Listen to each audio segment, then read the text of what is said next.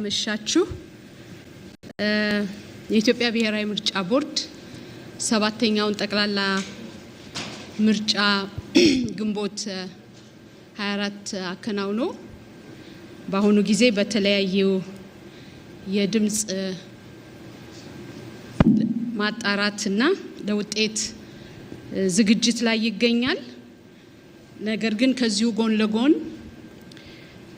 ከመደበኛ መኖሪያቸው ተፈናቅለው የሚገኙ የሀገር ውስጥ ተፈናቃዮችና ከመደበኛ መኖሪያቸው ውጭ በካምፕ ለሚኖሩ ወታደሮች የሰባተኛውን ጠቅላላ ምርጫ በዛሬው ዕለት አከናውኗል። እንግዲህ የቦርዱ አዋጅ ቁጥር 1162 2011 ልዩ የምርጫ ጣቢያ ስለመቋቋም ይገልጻል። በዚሁ መሰረት በአገር ውስጥ ተፈናቃዮችና በወታደር ካምፕ እንደዚሁም በትምህርት ቤት በዩኒቨርሲቲ ላሉ ልዩ ምርጫ ጣቢያ እንደሚኖር ይደነግጋል። በመሰረቱ የዩኒቨርሲቲ ተማሪዎችን በተመለከተ የመራጮችን ምዝገባ ባሉበት ካምፓሳቸው ምዝገባ እንዲያካሄዱ ቦርዱ ባለማው ሲስተም በመጠቀም እንደ መራጭ ተመዝግበው የድምጽ መስጠት ሂደቱ ግን መደበኛ ዜጎች ወይም መራጮች በሚሰጡበት ድምጽ በሚሰጡበት ቦታ እንዲሰጡ ተደርገዋል። የሀገር ውስጥ ተፈናቃዮችንና ወታደሮች በካምፕ ያሉትን ግን በዛሬው ዕለት በልዩ የምርጫ ጣቢያ ዝግጅት በማድረግ ድምጽ መስጠቱን በዛሬው ዕለት አከናውኗል። እንግዲህ በእነዚህ ልዩ ምርጫ ጣቢያዎች መራጮች ምርጫ ማካሄድ እንዲችሉ ቦርዱ የተለያዩ ዝግጅቶች ሲያደርግ ቆይቷል። የሀገር ውስጥ ተፈናቃዮችን በተመለከተ ከሚመለከታቸው አካላት የት አካባቢ እንዳሉ ቁጥራቸው ምን ያህል እንደሆነ መረጃ በመሰብሰብ ወታደሮችን በተመለከተ በእንደዚሁ ከሚመለከታቸው ተቋማት መረጃዎችን በመሰብሰብ የምርጫ ጣቢያዎችን ሲያደራጅ ቆይቷል። ምርጫ ጣቢያዎችን ማደራጀት ብቻ ሳይሆን ምርጫ የሚያስፈጽሙ አስፈጻሚዎችንም በማስተባበር ለነሱ ደግሞ በማዕከል ደረጃና እንደገና ደግሞ በያሉበት ቦታ ላይ የድምጽ አሰጣጥ ሂደትን በተመለከተ እንደማንኛውም የኢትዮጵያ ብሔራዊ ምርጫ ቦርድ ምርጫ አስፈጻሚ ስልጠና አካሂዷል። ቦርዱ በዚህ መሰረት ይሄንን የምርጫ ዝግጅት አድርጓል። ከዚሁ ጎን ለጎን ለምርጫ ለድምጽ መስጠቱ የሚያገለግሉትን ከመራጮች ምዝገባ ጀምሮ ሰነዶችን በማዘጋጀት የተለየ የመራጮች ምዝገባ የጊዜ ሰሌዳ በማውጣት ምዝገባው እንዲካሄድ አድርጎ ከዛም በኋላ የድምጽ መስጫ ቁሳቁሶችን በታለመውና በታቀደው ቀን አጓጉዞ በተለያዩ ካምፖች አድርሶ በዛሬው ዕለት ሰኔ 2 ቀን ይሄ የድምጽ መስጠት ሂደት ተከናውኗል። እንግዲህ በዚህ ሂደት ውስጥ እንዳልኩት መጀመሪያ የመራጮችን ምዝገባ በተመለከተ በወታደር ካምፕ ለሚገኙ አስተባባሪዎች ወደ 56 ለሚሆኑ መጀመሪያ ስልጠና ተሰጥቶ እነሱ የመራጮችን ምዝገባ አድርገዋል። ከዛም በመቀጠል ደግሞ የድምጽ መስጠት ሂደቱ እየጨመረ ስለሚመጣ ተጨማሪ 126 አስፈጻሚዎችንና አስተባባሪዎችን ተመሳሳይ ስልጠና በመስጠት እነዚህ አስተባባሪዎችና አስፈጻሚዎች ደግሞ ምርጫውን ለሚያስፈጽሙ 6630 ለሆኑ ምርጫ አስፈጻሚዎች ስልጠና እንዲሰጡ ተደርጓል።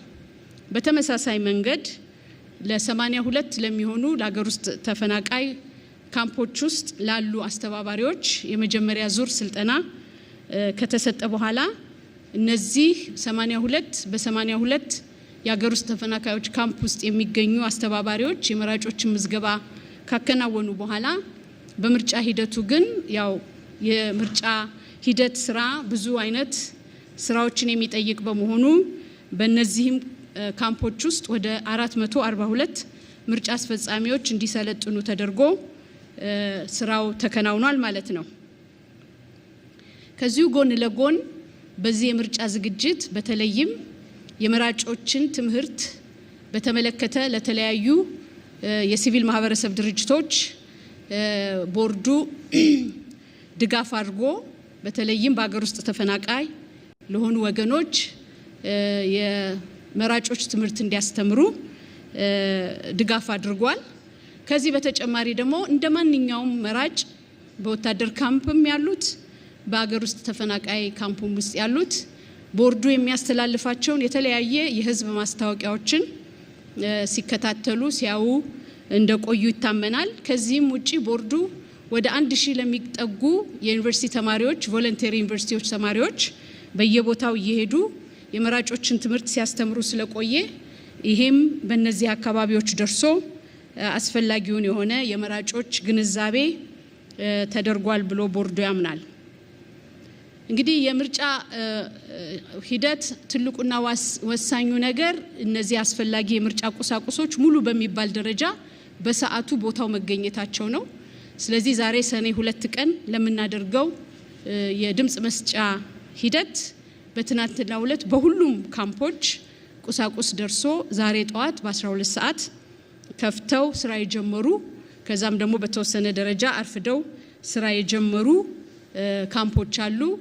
የወታደር ካምፖች ወደ 442 የሚጠጉ ናቸው በቁጥር 442። የሀገር ውስጥ ተፈናቃይ ደግሞ 82 ካምፖች ናቸው። እንደምታውቁት ከዚህ በፊትም ይሄን መረጃ ሰጥተናል። በሚሊተሪ ወደ 126498 ተመዝጋቢዎች መራጮች ተመዝግበዋል። በሀገር ውስጥ ተፈናቃይነት ደግሞ 28632 ተመዝግበዋል። ስለዚህ እነዚህ ወገኖች ዛሬ ሙሉ በሚባል ወጥተው ያው ድምጽ ሰጥተዋል የሚል እምነት አለን። በአሁኑ ጊዜ በአገር ውስጥ ተፈናቃይ የምርጫ ሂደቱ ሙሉ በሙሉ ተጠናቋል። በዚህ ሰዓት በወታደር ካምፕ ደግሞ ከአንድ በስተቀር ሙሉ በሙሉ በዚህ ሰዓት የድምጽ መስጠት ሂደቱ ተጠናቋል። እንግዲህ ቦርዱ ይሄንን የድምጽ መስጠት ሂደት አስፈጻሚዎችን በማሰልጠን ቁሳቁሶችን በሚገባው ደረጃ ከማድረስ በተጨማሪ በተለይም በድምጽ መስጫ ቀን ድጋፍ የሚያስፈልጋቸው አስፈጻሚዎች ያንን ድጋፍ ማግኘት እንዲችሉ ቦርዱ ሁሉ ጊዜ በሚጠቀምበት 7555 እና 6214 የተባሉ አጭር ቁጥር ባላቸው ስልኮች ድጋፍ ሲያደርግ ነበረ። በተለይም ለምሳሌ ከቁሳቁስ ጋር ይሄኛው እንዴት ነው የምንጠቀምበት የሚሉ ያጠቃቀምና ያፈጻጸም ጥያቄዎች ቀርቦለት ለቦርዱ አስፈጻሚዎች እዚህ ላሉት ያንን ድጋፍ በስልክ ሲሰጡ ቆይተዋል ማለት ነው። እንግዲህ ይሄንን ድምጽ ቆጠራ ከተከናወነ በኋላ የተቆጠረው ድምጽ ደግሞ ወደ ተዳምሮ ተጠቃሎ ወደ ማዕከሉ መጥቶ የመጨረሻው ስራው የሚጠናቀቅ ይሆናል ማለት ነው። እንግዲህ በዚህ ሂደት ውስጥ ያጋጠሙን አንዳንድ ጥያቄዎች ቅድም ለመጥቀስ እንደሞከርኩት የትኛውን ሰነድ በምን መንገድ መጠቀም እንዳለባቸው አንዳንድ ችግር የገጠማቸውን ወገኖች ድጋፍ ተደርጎላቸዋል። እንዴት እንደሚዳመር የጠየቁ ካምፖች ድጋፍ ተደርጎላቸዋል። በአጠቃላይ ካፈጻጸም አንጻር እንጂ ከዚህ ባለፈ የተለየ ችግር እንደገጠማቸው የደረሰን ሪፖርት የለም ማለት ነው።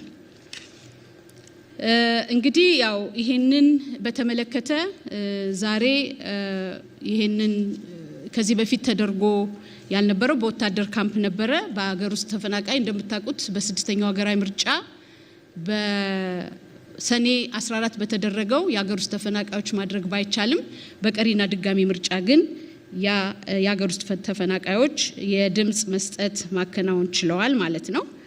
በአጠቃላይ እንግዲህ የዛሬውን ሂደት በተመለከተ ይሄንን ይመስላል። እንግዲህ ከዚህ ጎን ለጎን ባለፈው በነበረው እነዚህ ከየምርጫ ክልሉ የመጡ ወይም በየምርጫ ክልሉ ተለጥፈዋል ወደ ማዕከል መጥተዋል የሚል አፕዴት ከዚህ በፊት ሰጥተን ነበረ። ያው የኢትዮጵያ ብሔራዊ ምርጫ ቦርድ በ501 የህዝብ ተወካዮች ምክር ቤትና በ638 የክልል ምክር ቤቶች ነው ይሄንን ምርጫ የሚያደርገው። በድምሩ 1139 ምርጫ ክልሎች ላይ ነው ይሄንን የምናደርገው። በአሁኑ ጊዜ በሁሉም ምርጫ ክልሎች ከሁለት በስተቀር በሁሉም ምርጫ ክልሎች ውጤት ተለጥፏል። እንግዲህ ምርጫ ክልል ሀላባ 1 እና ቀብሪ በያ የሚባሉ ምርጫ ክልሎች የውጤት ጨርሰው አዳምረው ጨርሰው ማለት ነው አለመለጠፋቸው ነው ያለን መረጃ። ሀላባ 1 ይሄ ያልሆነበት ምክንያት የማዳመሩ ስራ ወደ ሆሳዕና ወጥቶ እንዲሰራ የምርጫ ክልል አስፈጻሚዎቻችን ባቀረቡት ጥያቄ መሰረት ወደ ሆሳዕና ሄዶ በሆሳዕና ደግሞ የሁሉም ፓርቲዎች ተወካዮች ባሉበት ይህንን የድምጽ ቆጠራ ማድረግና ማዳመር አስፈላጊ ስለነበረ በዛ ምክንያት ነው። ቀብሪ በያን በተመለከተ ከጉርሱም ከባቢሌ ከተለያዩ ወረዳዎች ተሰብስቦ የሚመጡ የተዳመሩ ድምጾችን አብሮ ደምሮ ይፋ ማድረግ የተወሰነ ጊዜ ስለፈጀ ነው። እንግዲህ ከሁለቱ በስተቀር እንዳልኩት ሁሉም በሚባል የድምጽ መዳመሩን በምርጫ ክልል ደረጃ ተለጥፏል። ወደ ማዕከል ለቬሪፊኬሽን ማዕከል የተጓጓዙና የቬሪፊኬሽን ስራ እየተሰራባቸው ያሉ አሉ። በአሁኑ ጊዜ በማዕከል ወደ 816 ምርጫ ክልሎችን ተቀብለናል። ከ1139ኙ 816ቱን ተቀብለናል። ከ501 የህዝብ ተወካዮች ምክር ቤት 353 ተቀብለናል። ከ638 የክልል ምክር ቤት 463ቱን ተቀብለናል። እንግዲህ ቀሪ እየመጡ ያሉ በመጓጓዝ ላይ ያሉ ለህዝብ ተወካዮች ምክር ቤት ወደ 148 ለክልል ምክር ቤት ደግሞ 175 በድምሩ 323 ምርጫ ክልሎች በተለያየ ደረጃ በጉዞ ላይ እንዳሉ ነው ያለን መረጃ ማለት ነው። እንግዲህ ይህንን ካልኩ ዘንዳ ዛሬ ቦርዱ በተወሰነ ደረጃ እንደምታውቁት አዋጅ ቁጥር 1162 ቦርዱ ይፋ የሚያደርግበት ውጤትን ይፋ የሚያደርግበት ቀን ተቀምጧል። ነገር ግን ያንን ጊዜ ሚት ማድረግ ካልተቻለ ደግሞ ምን አይነት መፍትሄ አለ የሚል የመፍትሄ አቅጣጫ አስቀምጧል። ከዚሁ ጎን ለጎን የመመሪያ ቁጥር 14 2013 የሚባለው የቦርዱ መመሪያ ቦርዱ ጠቅላላ የምርጫ ክልል ውጤቶች ካልመጡለት የመጡትን የምርጫ ክልሎች ለጠቅልለው እስከሚደርሱ ድረስ ከስር የምርጫ ክልሎችን የመጡትን ውጤት ይፋ ማድረግ እንደሚችል በዚህ በመመሪያ ቁጥር 14 2013 አንቀጽ 54 በተጠቀሰው መሰረት ዛሬ በተወሰኑ ምርጫ ክልሎች ላይ ያለውን ውጤት ቦርዱ ይፋ ያደርጋል። እንግዲህ እንደምታውቁት ይሄ የይፋ የማድረግ ሂደት የራሱ አሰራር አለው። ሁለት አይነት ምክር ቤት እንዳለ ሁላችንም እናውቃለን። ስለዚህ በዚህ መሰረት እንግዲህ ለህዝብ ተወካዮች ምክር ቤትና ለክልል ምክር ቤት የሚመጡ ውጤቶች እንዴት ይዳመራሉ፣ እንዴት ይሰራሉ በጣም ቴክኒካል ነገር ነው። ባለፈውም እንደገለጽ ነው ይሄ ቴክኒካል ቲም በየክልሉ በዴስክ ተደራጅቶ ውጤቱን ከየምርጫ ክልሎቹ ይዘው የሚመጡትን የምርጫ ክልል ኃላፊዎች ተቀብሎ መዝግቦ እነሱን ከዛ ወደ ቬሪፊኬሽን ክፍል ወስዶ በቬሪፊኬሽን ክፍል ደግሞ የሚደረጉ የማዳመር የሂሳብ ስሌት የማጣራት ስራ ይሰራል። ችግር ያለባቸው መገጣጠም ያልቻሉ የቁጥር ችግር ሲፈጥር ደግሞ ወደ ኦዲት ክፍል ተመርቶ በኦዲት ክፍል የማጣራት ስራ ይሰራል። ችግር የሌለባቸው ወደ ቦርዱ ለውሳኔ ይቀርባሉ። እነዛ ደግሞ ወደ ኦዲት የሄዱት በተመሳሳይ መንገድ አስፈላጊ ነው የሚባለው ማጣራት ተደርጎ ውሳኔ የሚሰጥባቸው ይሆናል። በአሁኑ ጊዜ እንግዲህ ያው ቅሬታ የቀረበባቸው ምርጫ ክልሎች ኤክስክሉድድ ተደርገው ከዛ ውጪ የሆኑት የማጣራት እና ቬሪፋይ የማድረግ ስራ እየተሰራ ይገኛል። እንግዲህ በዚህ የምርጫ ክልል ውጤት ቅጽ ላይ በግልጽ የተመለከተ ሁላችሁም ከዚህ በፊት እንደምታውቁት ክልሉ አለ፣ የክልሉ ስም አለ፣ የምርጫ ክልሉ ስም አለ። በዛ ምርጫ ክልል ውስጥ የሚገኙት የምርጫ ጣቢያዎች ብዛት አለ። የውጤት ላይ ያልተካተቱ ምርጫ ጣቢያዎች ካሉ በተለያየ ምክንያት እነሱ ይገለጻሉ። ከዛ በመከተል በምርጫ ክልሉ የተመዘገቡ ጠቅላላ የመራጮች ቁጥር ይገለጻል። በምርጫ ክልሉ ውስጥ የተቀበሉት ጠቅላላ የድምጽ መስጫ ወረቀት ያ ምርጫ ክልል የተቀበለው የድምጽ መስጫ ወረቀት ይገለጻል። መራጮች ድምጽ ሲሰጡ በመዝገቡ ላይ የፈረሟቸው ፊርማዎች ብዛትም ይቆጠራል። ያው እንግዲህ መራጭ ድምጽ ሲሰጥ ተመዝግቦ ነው የሚሰጠው። ስለዚህ እነዛ ፊርማዎችም ብዛታቸው ይቆጠራል።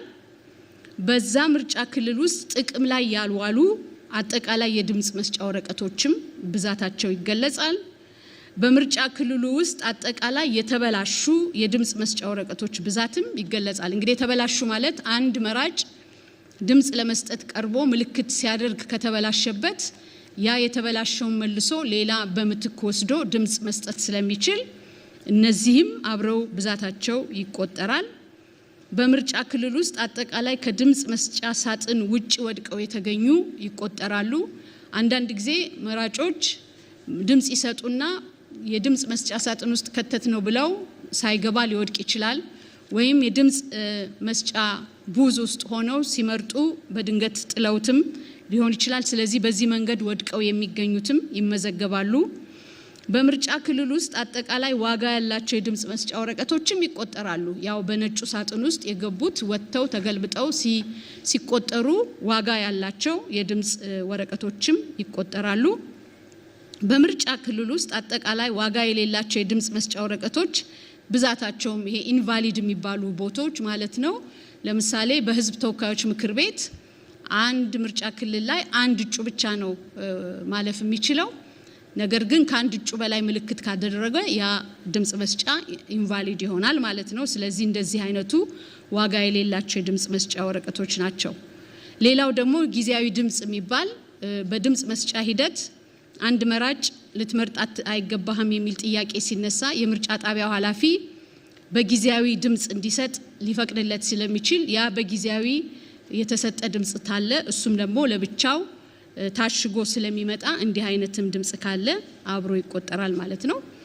እንግዲህ ከዚህ በኋላ በዚህ ምርጫ ክልል የተወዳደሩት እጩዎች ይዘረዘራል። የፖለቲካ ፓርቲ ወክለው ከሆነ የፖለቲካ ፓርቲ ስማቸው ይጠቀሳል። የግል እጩዎች ከሆኑ የግል እጩዎች መሆናቸው ይጠቀሳል። እያንዳንዳቸው ያገኙት ድምጽ ይመዘገባል። ከዛ በኋላ ደግሞ ከነዚህ መካከል ያው ለህዝብ ተወካዮች ምክር ቤት አንድ ሰው ስለሆነ የሚያልፈው ከፍተኛ ከነዚህ ተወዳዳሪዎች ውስጥ ከፍተኛ ድምጽ ያገኘው የከፍተኛ ድምጽ ያገኘ እጩ ተብሎ ይመዘገባል ማለት ነው። እንግዲህ ይሄን በተመለከተ የህዝብ ተወካዮች ምክር ቤት በዚህ መንገድ የሚሰራ ይሆናል። በተመሳሳይ መልኩ የክልል ምክር ቤት ለየት የሚያደርገውን ብቻ ነው የምናገረው ጊዜ ላለመፍጀት። በተመሳሳይ የክልሉ ስም ይኖራል፣ የምርጫ ክልሉ ስም ይኖራል። በዛ ምርጫ ክልል የክልል ምክር ቤት ስለሆነ ከክልል ክልል የምክር ቤት መቀመጫቸው ስለሚለያይ የምክር ቤቱ ወይም የክልሉ መቀመጫ ብዛት ምን ያህል ነው የሚለው በዝርዝር መገለጽ አለበት። አንዱ ቦታ ላይ 5 ሊሆን ይችላል፣ አንዳንዱ ቦታ ላይ 17 ሊሆን ይችላል፣ አንድ ቦታ ላይ 20 ሊሆን ይችላል። ከዛ ውጭ ግን ለህዝብ ተወካዮች ምክር ቤት የምንጠቀምባቸው መለኪያዎች በሙሉ ከ1 እስከ 9 የተመለከቱት በዚህኛውም በክልል ምክር ቤት የሚጠቀስ ይሆናል። በተመሳሳይ መልኩ እነዚህ ለክልል ምክር ቤት የተወዳደሩ እጩዎች ስማቸው ይዘረዘራል። የፖለቲካ ፓርቲም እጩዎች ከሆኑ ይሄው ይመለከታል። የግል እጩዎችም ከሆነ ይሄው ይጠቀሳል። እነሱ ደግሞ ያገኙት ውጤት አብሮ ይቀመጣል ማለት ነው። ስለዚህ እንደ ምክር ቤቱ መቀመጫ ብዛት የምክር ቤቱ መቀመጫ 3 ከሆነ የመጀመሪያ 3 ከፍተኛ ድምጽ ያገኙት ያልፋሉ። የምክር ቤቱ መቀመጫ 10 ከሆነ የመጀመሪያ ከፍተኛ ድምጽ የመጡት 10ዎቹ ያልፋሉ። በዚህ መንገድ እየተዳመረ ይወጣል ማለት ነው። ይሄንን መሰረት አድርጎ እንግዲህ ዝርዝር የሆነ የእያንዳንዱ እጩ ውጤት ይገለጻል ማለት ነው። እንግዲህ ይሄንን መሰረት በማድረግ ዛሬ ቦርዱ ይፋ የሚያደርጋቸው የተወሰኑ ምርጫ ክልሎች አሉ። እነሱን የምርጫ ክልሎች እንግዲህ የስራ ባልደረባዬ መታ የምታቀርብ ይሆናል ማለት ነው። እንደምን አመሻችሁ። ከክልል ምክር ቤቶች ውጤት ጀምራለሁኝ። ከኦሮሚያ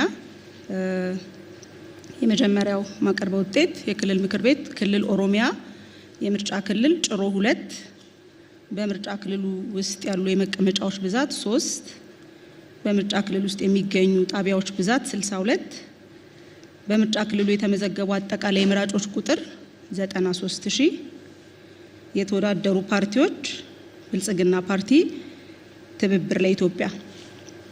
ከፍተኛውን ድምጽ ያገኙት እጩዎች የመጀመሪያውን ከፍተኛ ድምጽ ያገኙት እጩ አሚና ኢብራሂም አደም ከብልጽግና ፓርቲ ያገኙት ድምጽ 93000።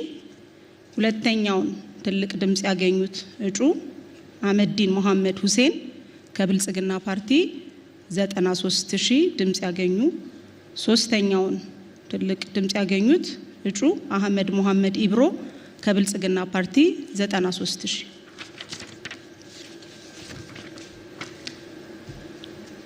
የምርጫ ክልል ኦሮሚያ የምርጫ ክልል ቅንብቢት በምርጫ ክልል ውስጥ ያሉ መቀመጫዎች ብዛት 3፣ በምርጫ ክልል ውስጥ የሚገኙ የምርጫ ጣቢያዎች ቁጥር 125፣ በምርጫ ክልሉ የተመዘገቡ አጠቃላይ መራጮች ብዛት 83995። የተወዳደሩ ፓርቲዎች ብልጽግናና ትብብር ለኢትዮጵያ። ከፍተኛውን ድምጽ ያገኙ እጩዎች የመጀመሪያውን ከፍተኛ ድምጽ ያገኙት እጩ ፍቅሬ አበራ ሮቢ ከብልጽግና ፓርቲ ያገኙት ድምጽ 78964።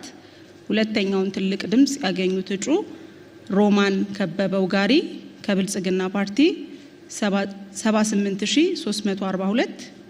ሶስተኛውን ድምጽ ያገኙት እጩ ገብርዬ ታምሩ አበራ ከብልጽግና ፓርቲ 77192 ድምጽ።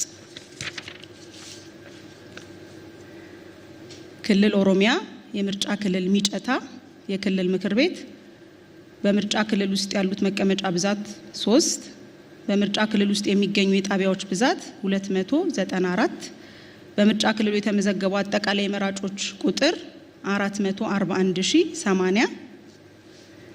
የተወዳደረው ፓርቲ ብልጽግና የመጀመሪያውን ከፍተኛ ድምጽ ያገኙት እጩ አነስ አልዩ አህመድ ከብልጽግና ፓርቲ ያገኙት ድምጽ 441053።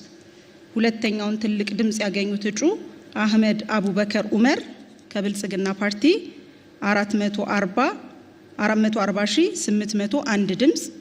ሶስተኛውን ትልቅ ድምጽ ያገኙት እጩ ሙና አህመድ ረሺድ ከብልጽግና ፓርቲ 440677 ድምጽ።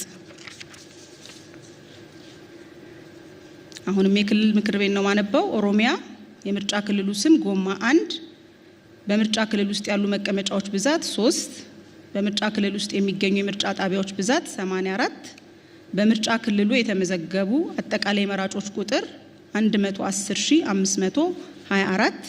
የተወዳደረው ፓርቲ ብልጽግና የመጀመሪያውን ትልቁን ድምጽ ያገኙት እጩ ቲጃኒ ናስር ኡስማን ከብልጽግና ፓርቲ ያገኙት ድምጽ 109324። ሁለተኛውን ትልቅ ድምጽ ያገኙት እጩ ሰዓዳ ሻፊ ሐሺም ከብልጽግና ፓርቲ ያገኙት ድምጽ 109284።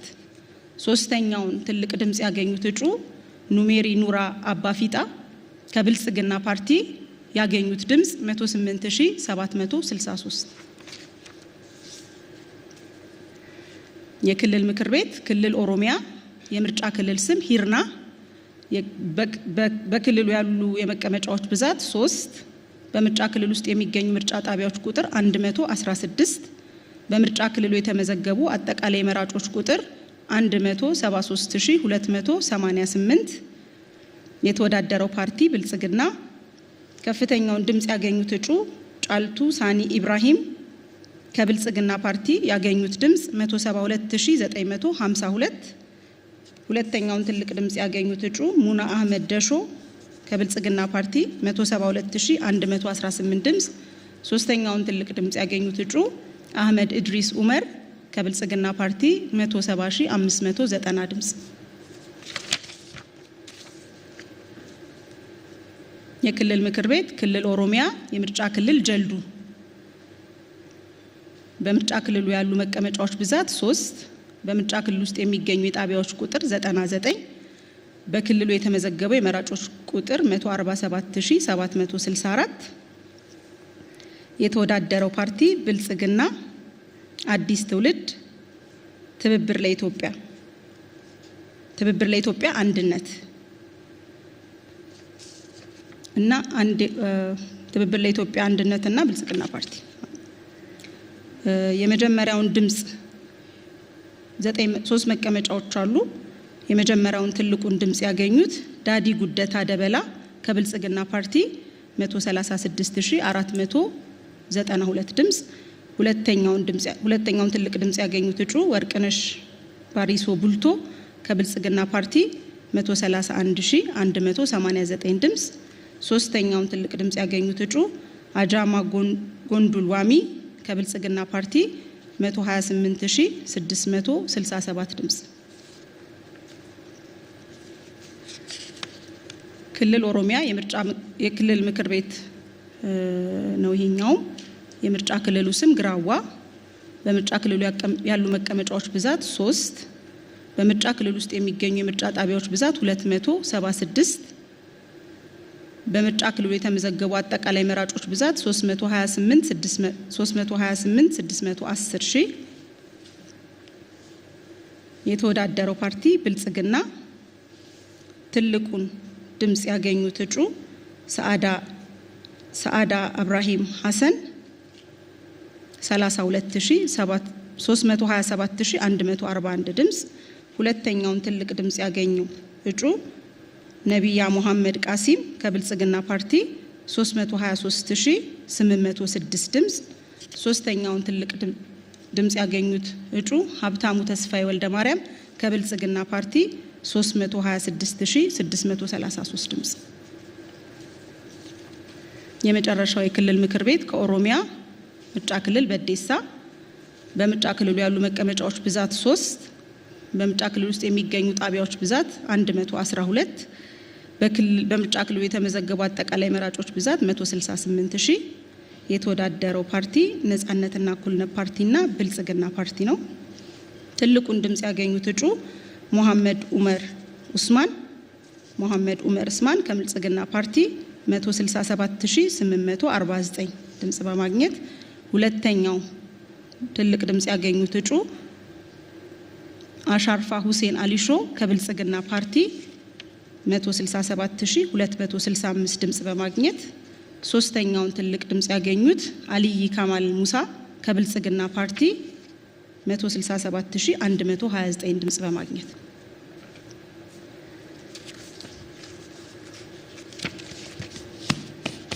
የኦሮሚያ ክልል ለሕዝብ ተወካዮች ምክር ቤት ያለንን ውጤት አሳውቃለሁ። ክልል ኦሮሚያ የምርጫ ክልል ሀሮማያ 1 በምርጫ ክልል ውስጥ የሚገኙ ጣቢያዎች ብዛት 165። በምርጫ ክልሉ የተመዘገቡ መራጮች ብዛት 208213። የተወዳደሩት ፓርቲዎች ትብብር ለኢትዮጵያ፣ ነጻነትና እኩልነትና ብልጽግና ፓርቲ። ትልቁን ድምጽ ያገኙት እጩ ሮዛ ኡመር አህመድ ከብልጽግና ፓርቲ 199031 ድምጽ በማግኘት። የህዝብ ተወካዮች ምክር ቤት ክልል ኦሮሚያ የምርጫ ክልል ግራዋ።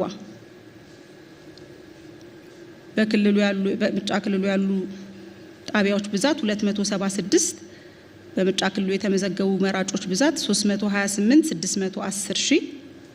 የተወዳደረው ፓርቲ ብልጽግና። ትልቁን ድምጽ ያገኙት እጩ ነቢያ ጅብሪል ያዕቆብ 328569 ድምጽ በማግኘት። ክልል ኦሮሚያ የህዝብ ተወካዮች ምክር ቤት የምርጫ ክልል ሳጉሬ በምርጫ ክልል ውስጥ የሚገኙ ጣቢያዎች ብዛት 72። በምርጫ ክልሉ የተመዘገቡ አጠቃላይ መራጮች ቁጥር 108,000። የተወዳደሩ ፓርቲዎች ኢዜማ፣ ትብብር ለኢትዮጵያና ብልጽግና ፓርቲ። ትልቁን ድምጽ ያገኙት እጩ አብደላ ኦጌታ ሻሎ 107,481 ድምጽ በማግኘት ከብልጽግና ፓርቲ። የህዝብ ተወካዮች ምክር ቤት ክልል ኦሮሚያ የምርጫ ክልል ጫንጮ በምርጫ ክልል ውስጥ የሚገኙ ምርጫ ጣቢያዎች ብዛት 84። በምርጫ ክልሉ የተመዘገቡ መራጮች ብዛት 125,141። የተወዳደረው ፓርቲ ብልጽግና። ትልቁን ድምጽ ያገኙት እጩ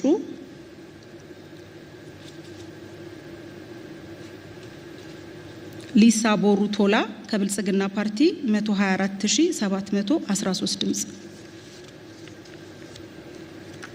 የህዝብ ተወካዮች ምክር ቤት ኦሮሚያ ምርጫ ክልል ጮሮ 2 በምርጫ ክልሉ ያሉ ጣቢያዎች ብዛት 62 በምርጫ ክልሉ የተመዘገቡ አጠቃላይ መራጮች ብዛት 93000 የተወዳደሩት ፓርቲዎች ትብብር ለኢትዮጵያ አንድነት፣ ብልጽግና ፓርቲ፣ የወሎ ህዝቦች ዲሞክራሲያዊ ፓርቲ። ትልቁን ድምጽ ያገኙት እጩ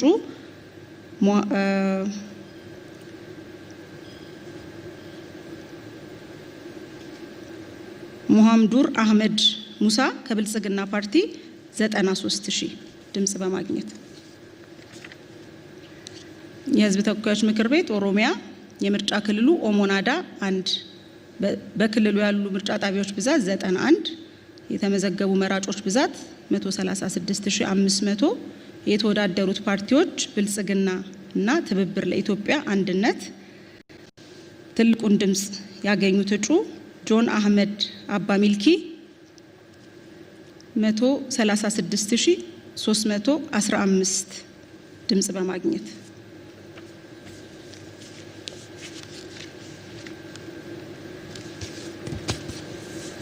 የአማራ ክልል የህዝብ ተወካዮች ምክር ቤት የምርጫ ክልል ጎንደር ዙሪያ 4 በምርጫ ክልል ውስጥ ያሉ መቀመጫዎች ብዛት 2 በምርጫ ክልል ውስጥ የሚገኙ ጣቢያዎች ብዛት 41 በምርጫ ክልሉ የተመዘገቡ አጠቃላይ መራጮች ቁጥር 44925 የተወዳደሩት ፓርቲዎች ህዳሴ ፓርቲ፣ የቅማንት ዲሞክራሲያዊ ፓርቲ፣ አንድነት ለኢትዮጵያ ዲሞክራሲ ፓርቲ፣ ብልጽግና ፓርቲና የአማራ ዲሞክራሲያዊ ኃይል ንቅናቄ።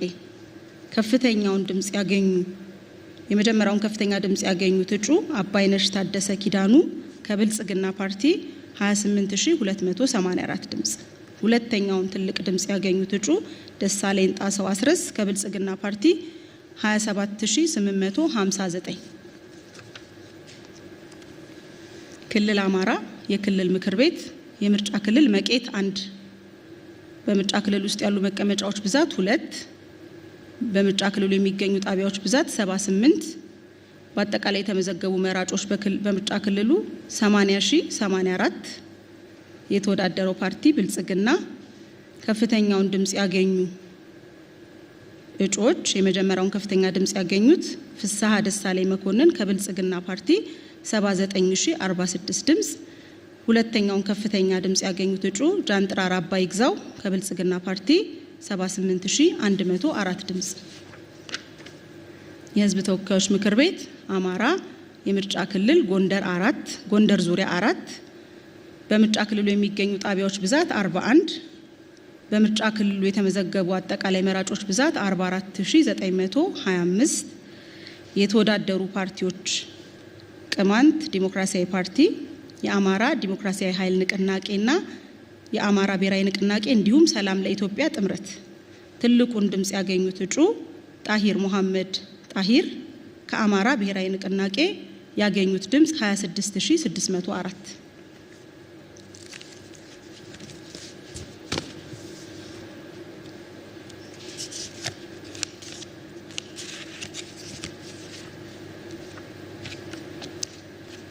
ወደ ኋላ ልመልሳችሁ። ከኦሮሚያ የህዝብ ተወካዮች ምክር ቤት የቀረኝ ውጤት ስላለ እሱን ደግሜ እነግራለሁኝ። ኦሮሚያ ክልል ኦሮሚያ የምርጫ መቀመጫው አይነት ህዝብ ተወካዮች ነው። በምርጫ ክልል ውስጥ የሚገኙ ምርጫ ጣቢያዎች ቁጥር 294 ነው። ምርጫ ክልሉ ሚጨታ የተመዘገቡ መራጮች ብዛት 441080 የተወዳደረው ፓርቲ ብልጽግና። ትልቁን ከፍተኛውን ድምጽ ያገኙት እጩ ወዚራ አህመድ ሐሚድ 441053 ድምጽ። ህዝብ ተወካዮች ምክር ቤት ክልል ኦሮሚያ የምርጫ ክልል በዴሳ በምርጫ ክልል ውስጥ የሚገኙ ጣቢያዎች ቁጥር 112 በክልሉ የተመዘገቡ የመራጮች ቁጥር 168000 የተወዳደሩ ፓርቲዎች ነጻነትና እኩልነት፣ ብልጽግና ፓርቲና ትብብር ለኢትዮጵያ አንድነት። ትልቁን ድምጽ ያገኙት እጩ አሚራ መሐመድ አህመድ ከብልጽግና ፓርቲ 167940 ድምጽ። ክልል ኦሮሚያ የህዝብ ተወካዮች ምክር ቤት ምርጫ ክልል አርቦዬ በምርጫ ክልል ውስጥ የሚገኙ የጣቢያዎች ብዛት 69፣ በምርጫ ክልሉ የተመዘገቡ አጠቃላይ መራጮች ቁጥር 100,555፣ የተወዳደሩት ፓርቲዎች ብልጽግናና ትብብር ለኢትዮጵያ አንድነት። ትልቁን ድምጽ ያገኙት እጩ ዘምዘም ተሾመ ካሳሁን ከብልጽግና ፓርቲ ያገኙት ድምጽ 100,497። የህዝብ ተወካዮች ምክር ቤት ምርጫ ኦሮሚያ ክልል የምርጫ ክልሉ ጎማ 1 በምርጫ ክልል ውስጥ የሚገኙ ጣቢያዎች ቁጥር 84፣ የተመዘገቡ መራጮች 110,609፣ የተወዳደሩ ፓርቲዎች የኦሮሞ ነጻነት ግንባር፣ ብልጽግና ፓርቲና ኢዜማ። ከፍተኛውን ድምጽ ያገኙት እጩ ሞጋ አባቡልጉ አባካቤ ከብልጽግና ፓርቲ 109,417 ድምጽ። ክልል ኦሮሚያ የህዝብ ተወካዮች የምርጫ ክልል ስም ወንጪ በምርጫ ክልሉ የሚገኙ ጣቢያዎች ብዛት 51፣ የተመዘገቡ መራጮች ብዛት 76,639፣ የተወዳደሩት ፓርቲ ትብብር ለኢትዮጵያ፣ ብልጽግናና አዲስ ትውልድ። ከፍተኛውን ድምጽ ያገኙት እጩ አለማየሁ እጅጉ ጉምሳ ከብልጽግና ፓርቲ 74,729። አንድ የቤኒሻንጉልና አንድ ደግሞ ሌላ የጋምቤላ ውጤት ይቀረኛል። የክልል ምክር ቤት ክልል ቤኒሻንጉል ጉሙዝ የምርጫ ክልል ስም ኩምሩክ በምርጫ ክልል ውስጥ ያሉ መቀመጫዎች ብዛት 9፣ በምርጫ ክልል ውስጥ የሚገኙ ጣቢያዎች ብዛት 21፣ በአጠቃላይ የተመዘገቡ መራጮች 14,633፣ የተወዳደሩት ፓርቲዎች ብልጽግና ፓርቲና የቤኒሻንጉል ህዝብ ነጻነት ንቅናቄ። ትልቁን ድምጽ ያገኙት እጩ የመጀመሪያውን ትልቅ ድምጽ ያገኙት እጩ መሐሙድ አብዱልአዚዝ አኑር ከብልጽግና ፓርቲ 9,968 ድምጽ። ሁለተኛውን ትልቅ ድምጽ ያገኙት እጩ ከማል መሐመድ ሆጄል ከብልጽግና ፓርቲ 9,599። ሶስተኛውን ትልቅ ድምጽ ያገኙት እጩ ኡመር አብዱል ቃድር አፉዲ ከብልጽግና ፓርቲ 9,470። አራተኛውን ትልቅ ድምጽ ያገኙት እጩ መሐመድ አልማሂ አኑሜሪ ከብልጽግና ፓርቲ 8,813 ድምጽ። አምስተኛውን ትልቅ ድምጽ ያገኙት እጩ አለዊያ ሐሚድ ሰሌማን ከብልጽግና ፓርቲ 8,534። ስድስተኛውን ትልቅ ድምጽ ያገኙት እጩ ተውፊቅ አብዱል ቀይም አብዱል ጀሊል 8,323 ድምጽ ከብልጽግና ፓርቲ። ሰባተኛውን ትልቅ ድምጽ ያገኙት አብዱል መኔም አደም ሐሚስ ከብልጽግና ፓርቲ 7,993። ስምንተኛውን ትልቅ ድምጽ ያገኙት እጩ ራባሃ ረዚቅ አብደላ ከብልጽግና ፓርቲ 7,660። ዘጠነኛውን ትልቅ ድምጽ ያገኙት እጩ ሀሲል አርባብ ሐሚስ ከቤኒሻንጉል ህዝብ ነጻነት ንቅናቄ 853 ድምጽ። እነዚህ ውጤቶች የኢትዮጵያ ብሔራዊ ምርጫ ቦርድ ይቅርታ እንዲቀረኛል። የመጨረሻው ክልል ጋምቤላ የክልል ምክር ቤት የምርጫ ክልል ዲማ በምርጫ ክልል ውስጥ ያሉ መቀመጫዎች ብዛት 10፣ በምርጫ ክልል ውስጥ የሚገኙ የምርጫ ጣቢያዎች ቁጥር 29፣ የተወዳደረው ፓርቲ ብልጽግና ትልቁን ድምጽ ያገኘ የመጀመሪያው እጩ እምቢበል ኃይሌ ጊዮርጊስ ከብልጽግና ፓርቲ፣ ሁለተኛው ኢቶሩ አጉኮ አጁሉ ከብልጽግና ፓርቲ፣ ሶስተኛው አጁሉ ባዶካ አብደላ ከብልጽግና ፓርቲ፣ አራተኛ አበንግ ኡልጋ ኡማን ከብልጽግና ፓርቲ፣ አምስተኛ ጊሎ ኡሞድ አቶ ከብልጽግና ፓርቲ፣ አምስተኛ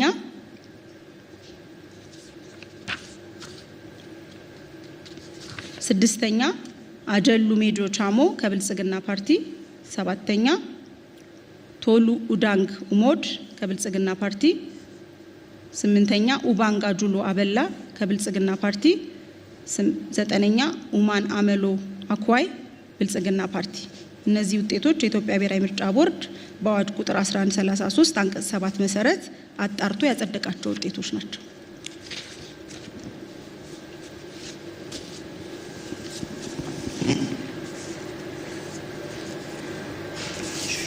በአጠቃላይ 37 የምርጫ ክልል ውጤቶችን አጽድቀናል።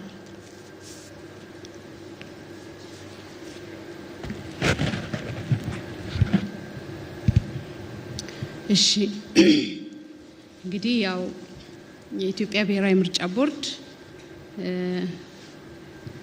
የተመለከቱትን ምርጫ ክልሎች ውጤት አረጋግጦ ይፋ አድርጓል። ዛሬ ያው ቅድም ለመግለጽ እንደሞከርኩት በመመሪያው አንቀጽ 54 መሰረት እየተከታተልን የደረሱልንን ከስር ምርጫ ክልሎችን ይፋ የምናደርግ ይሆናል።